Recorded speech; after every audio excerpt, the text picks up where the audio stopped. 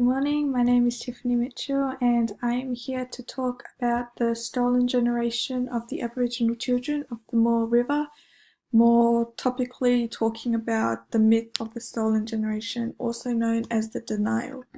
So let's go.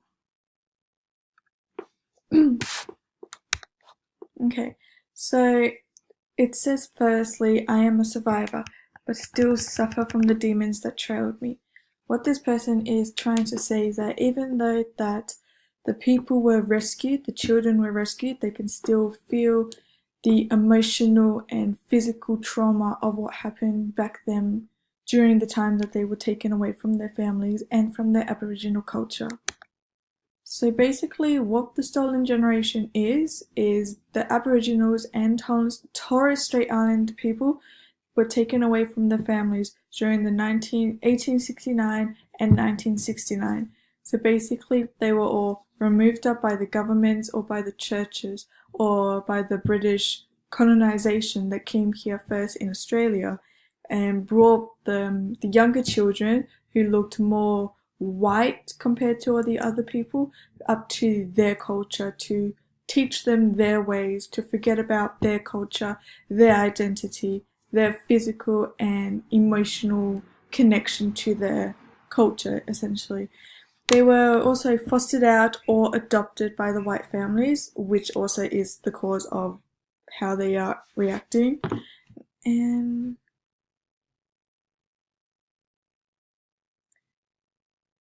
the government policies concerning the Aboriginal people also implemented during the days of when the first British colonization came. So it also broke like I said before, the important cultures and the spiritual and the family ties towards their land and towards their family. So it did leave a very lasting and intergenerational impact on the lives and the well-beings of everybody and the children that were taken. So the government concerning the Aboriginals were implemented under different rules. So different states and different territories of Australia have their own rights, their own, say, laws to how they were treated. So some, like here in WA, some were being married off, they were worked, they had the wages, but not like our wages now then. Their housing also was just one bedroom to 5 people sometimes. And they did have assets and healthcare, but that was controlled by the government. So they can't really say, oh, I was sick, can I have some more money? Even though they weren't. You have to physically show that you were sick. So the records about the stolen generations and the families were kept by the governments. Sometimes it was kept by the churches though, just so that they can have the connection, oh, we did a good thing, we're still nice and everything. However, over time, the records were destroyed by the natural disasters such as the fires or the floods, which is also lost by the poor management. What can you do? It's the natural disasters, which would make it really difficult for the families and loved ones to find children or whoever was stolen from them, from that generation. So this one is a quote from Chi Cockatoo Collins. She asked about her grandmother that was taken away when she was just a little girl. She asked if my granny thought she was rescued. She replied, she didn't need rescuing from her mother's love.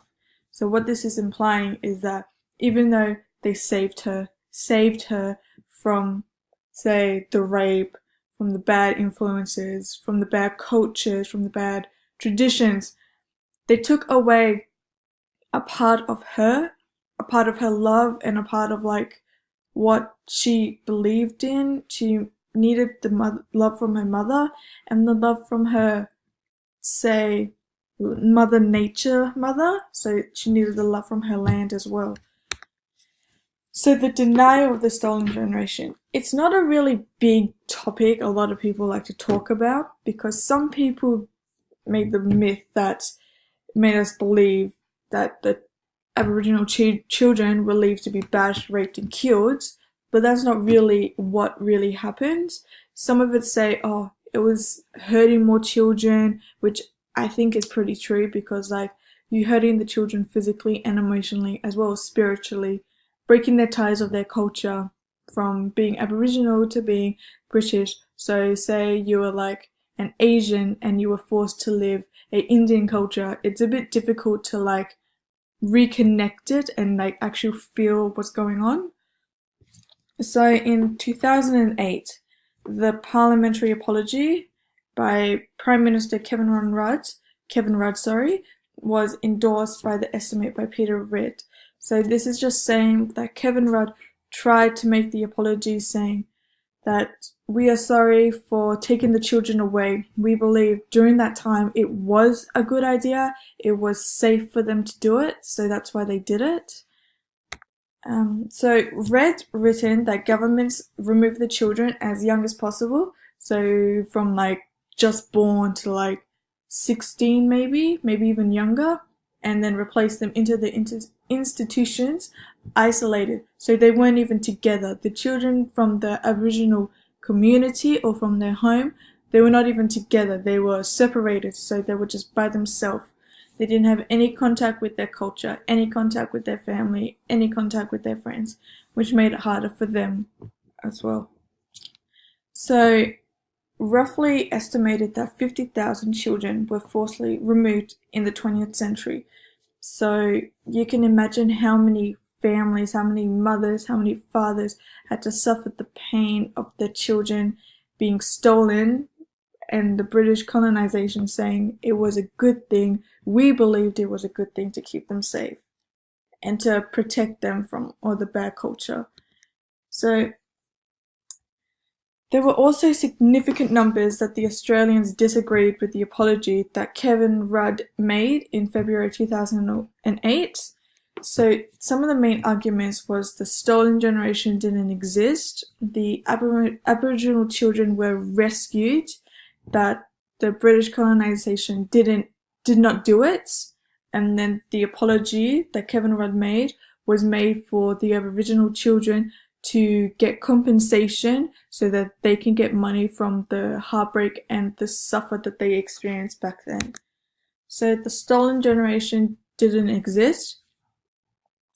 It did exist, but some people do deny that the children were stolen. They did want to see proof and that they were stolen, and if no one could claim that they can find them, then it was just like, we don't believe it. If you can't find any proof or any claim that the children were stolen, then it isn't real. So the journalist Andrew Bolt claimed the stolen generations were giant intellectual fraud, unforgivable consequences. So he was saying that it was a good idea at the time, but then now that you're thinking about it during this kind of generation, how if you were taken away from your family or from your friends, it would be, oh, maybe that's not a good idea. And while he was doing that, there was no single evidence that a child was stolen, because no family would want to actually tell them the suffering that, oh, my child was stolen, my child was lost for a good cause. No one really wants to say that, so it did leave a big missing parts of their culture. So the Aboriginals were rescued. Some people do believe that they were rescued, however, they were not stolen though. They thought, oh, we rescued them from the families, from the communities, like I said before, saved them from the rape, from the drug, from the alcohol use and the bad living conditions. They thought it'd be safe and protective of the younger children so that they can live and grow into their culture, to give them a second chance, to give them, don't remember anything from your old culture. That's nothing anymore. Just listen to our culture. That culture is what you say not worthy of what we believe in. So some people also refuse to apologize from the stolen generations. So what that means is that some people that were there at the time refused to say, oh yeah, I'm sorry that I did it. I was just following orders. Some of them thought, oh, I did it because it was a good idea. I'm not going to say sorry for something that I know was right. And they won't tell their ancestors or no family members in what happened. So they would share no responsibility for the pain. So the people that took the children, they would never tell them you don't have any part in this. It's just my responsibility, so you don't have to carry the burden of what I did. So it's just me, so don't worry. The apology did lead to some compensation claims from Kevin Rudd. So that also means that many people feared that after the apology, tons of Aboriginal people and children will come towards the government claiming that they want the compensation for the pain and suffering and the cultural loss of what they suffered, which the Australian government back then thought, or British government thought, that would be a waste of millions of dollars, that the Aboriginals didn't really have a lot of rights at the time. Oh, we're not going to spend any money for the compensation claims for the stolen children and for the families that suffered. So that's another reason why Kevin Rudd was a bit disliked during the time of his apology. So on his apology, during the time of the national apology, on the lawn next to the Parliament House, written the first steps. So that basically means that we are trying to save the children, teach them their cultures, reteach them what they lost during the denial, during the rebuttal, during the loss of their culture, basically, to like be summed as another step forward to don't forget the past. You can't forget the past of what happened because that's part of history now. You got to remember that. But to like look at the past and say, okay, so this is what happened. We can make a change forward. We can change how the way people say realize the way the Aboriginal people were affected, how they felt during that time of suffering. So the federal court could not find the stolen generation in the Northern Territory. Like I said before, different states and territories of Australia back then had their own laws, had their own cultures, as you can say, of how the stolen generation were treated. So all the other states and territories could find the children and send them home during 2008 roughly. But however, the Northern Territory was a bit of a different side, so no one really knew where the children went, where the people that took the children are, how they treated them, how they suffered, what part of their culture was completely lost, how they felt, even though there was a huge case trying to discover what happened, why is it like this, why is the Northern Territory different, why are they not speaking up. But they did promise if they had any knowledge, there will be handouts around 75,000, which you don't really want to hand in money to say, oh, we'll give you money if you tell me answers. It's just like saying you don't really care. You just like, we want the answers now. We don't care the cost. Just give it to us and we'll give you the money. Tell us where they are, sort of thing. And so Peter Red said the welfare officers were moving children solely because they were Aboriginal. Basically, I put this quote in here because it's basically what we're experiencing now, how the different colors of our races are still used, like how, oh, you're African or you're Asian or you're Muslim, you must be like this. So it's like we're still going through this turning point of what the children there, oh, we took you because you're Aboriginal, we took you because you're lighter than the other people, so we can put you into our culture, into our customs. It's basically the same as what we're going through now, so that's why I put it in there.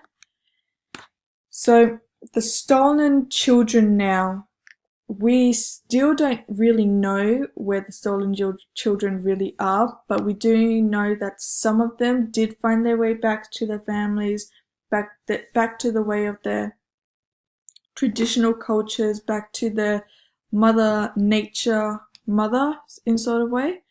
So Kevin Rudd's finest hour was the apology he delivered. So that was basically the turning point to everyone. Oh, so this is how people react. This is how people feel about what's going on with the Aboriginal culture of the stolen generation. It's good, but some people don't like it as well. So basically it's the land without the people. In conclusion, when the first British colonization first came here in 1788,